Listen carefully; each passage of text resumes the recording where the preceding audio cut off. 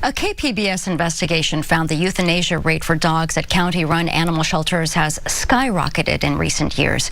Reporter Scott Rod spoke to volunteers and former employees who claim many dogs are being put down unnecessarily. Hi, pretty girl. Are you Lily Jean? Hi. Oh, you just want loves. You just want lots of loves. Lily Jean was a year-and-a-half-old German Shepherd mix with black fur and touches of white. She entered San Diego County's animal shelter system as a stray last spring. In a video provided to KPBS, she approaches the camera when she wants pets and scratches. Hello. Oh, hi. Look how pretty you are. Days after this video was taken, the shelter euthanized Lily Jean. I am left with the same questions you are, as I don't understand the decision-making process for this dog. Lena Dittar is an associate clinical professor at Cornell University's College of Veterinary Medicine. She reviewed Lily Jean's medical and behavioral file. The paperwork shows someone adopted the Shepherd mix, but returned her after a few days. They said Lily Jean was scared of a lot of things and wasn't potty trained. Later, a shelter supervisor described her as frantic while leashing and nervous of her surroundings. The shelter labeled Lily Jean as a, quote, fearful dog and decided this behavioral condition was simply untreatable. Nothing in that behavior memo tells me why you would make a behavioral euthanasia decision on this dog. It does not. There are no red flags. The fact that a dog is not potty trained, I mean, we see that all the time in shelters. A volunteer had reached out to foster Lily Jean the day before she was put down. The shelter moved forward with euthanizing her anyways. San Diego County shelters serve the county's unincorporated areas and take in thousands of dogs every year. Most are adopted out or reunited with their owners, but a growing number of dogs are being put down for behavioral reasons. A months-long investigation by KPBS found the county shelter's euthanasia rate for dogs has more than doubled since 2019. The shelters euthanized over 400 canines last year. The county's Department of Animal Services declined an interview request. In a statement, county spokesperson Chuck Westerhide said, quote, euthanasia decisions in animal shelters are among the most difficult and emotionally challenging responsibilities in the field of animal welfare. These decisions are never made lightly. They involve careful assessment by veterinary staff with behavioral training and management teams. The county says it stands by its decision to euthanize Lily Jean and other dogs with behavioral issues because their conditions were, quote, untreatable. In fact, the Department of Animal Services claims it hasn't euthanized a single dog with a treatable medical or behavioral condition in a decade. KPBS interviewed nearly a dozen former staffers and volunteers who say they're skeptical of this claim. So is Dittar. It's just semantics. She reviewed the county's shelter statistics and the paperwork for several euthanized dogs. Any animal that they make a decision that euthanasia is the right thing for it automatically becomes classified as untreatable and unhealthy. And this happens all the time. Like, shelters do this all the time because these terms are vague. The county says it has a committee of department leaders and medical professionals that examines the case files of dogs before deciding their fate.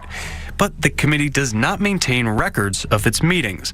KPBS reviewed nearly 200 pages of paperwork on euthanized dogs and found no mention of this committee. The staffers and volunteers interviewed by KPBS acknowledge euthanasia may be necessary when dogs are seriously ill or aggressive, but they say the county euthanizes many dogs with mild behavioral issues that could be treated with the right training. There's definitely ways to help these dogs and make them have a long life. Christina Smith is a former animal care attendant at the county's Carlsbad shelter. In my opinion, I feel like the county takes the easy way out and saying like, oh, we'll just euthanize and it's not our problem. Smith previously worked at an animal rescue that specialized in rehabilitating dogs with behavioral problems.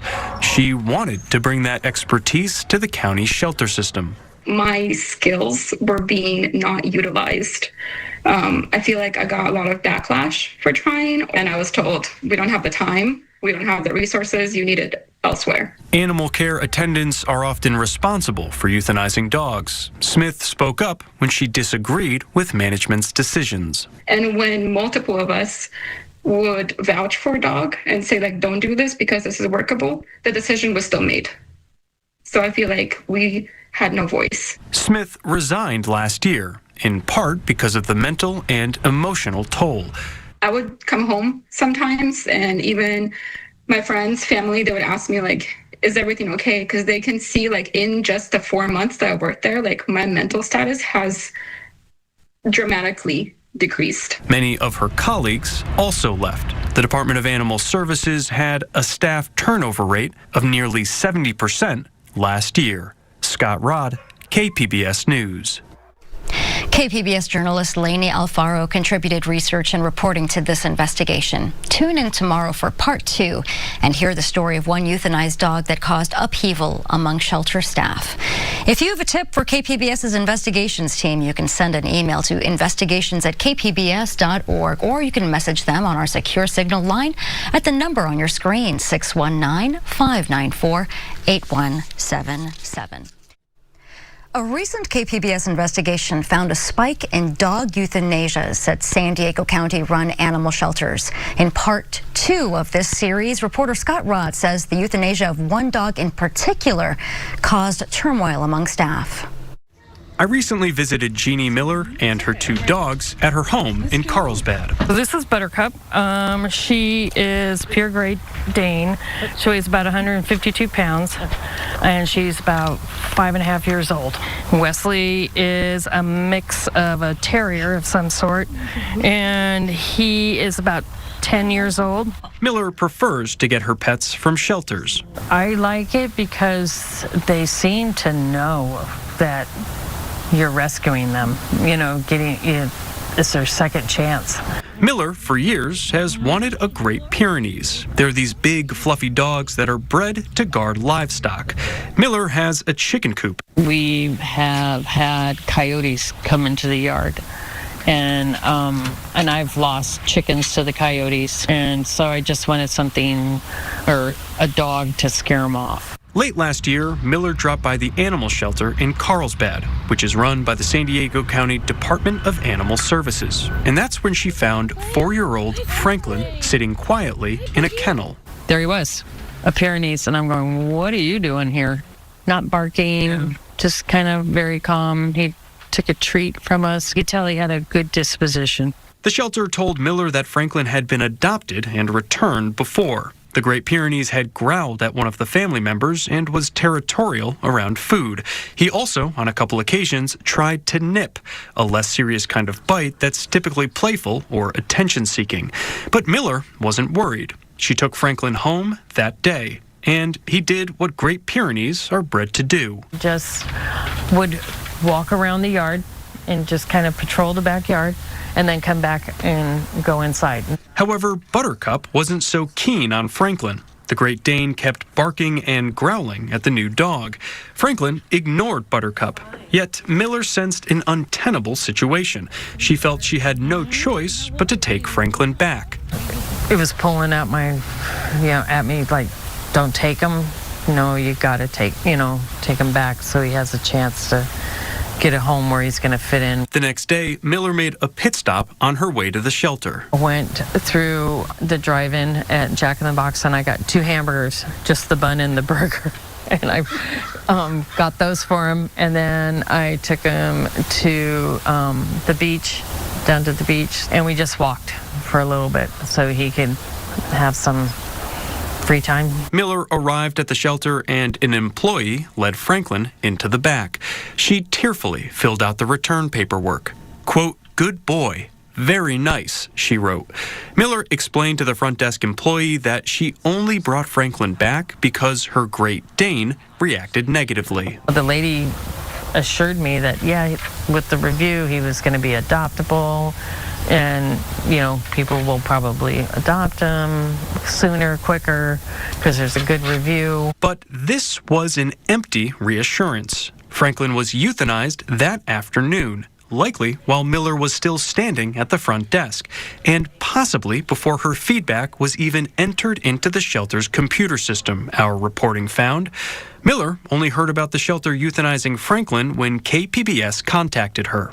He was a great dog. Yeah. So I don't see why, what happened had to happen. And who made that decision. That wasn't fair to him at all. An employee decided Franklin had an untreatable behavioral issue. His euthanasia fits a troubling pattern.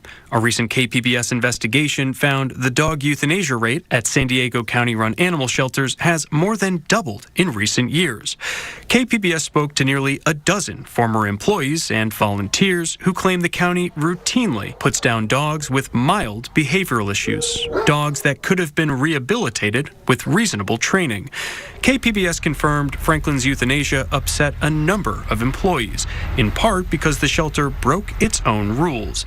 Franklin's paperwork shows he should have been held for several days after his return.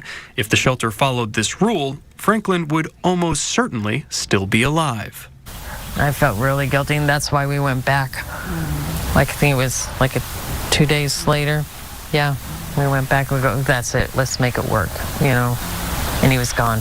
The County Department of Animal Services declined our interview request. County spokesperson Chuck Westerheide said in a statement, quote, "The dog was not eligible to go back into the shelter population because he could not be safely adopted."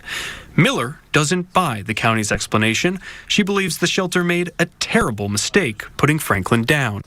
But she has her own regrets, too. On the day Miller returned Franklin, a shelter employee was about to throw away a photo from the dog's file. Miller wanted to keep it. I asked her why. To remind me that not to, if I'm going to save a life, again, to make sure that I save it fully and not jeopardize them, going back.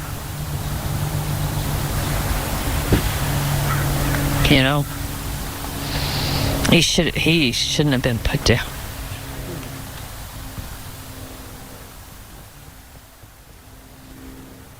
Scott Rodd, KPBS News.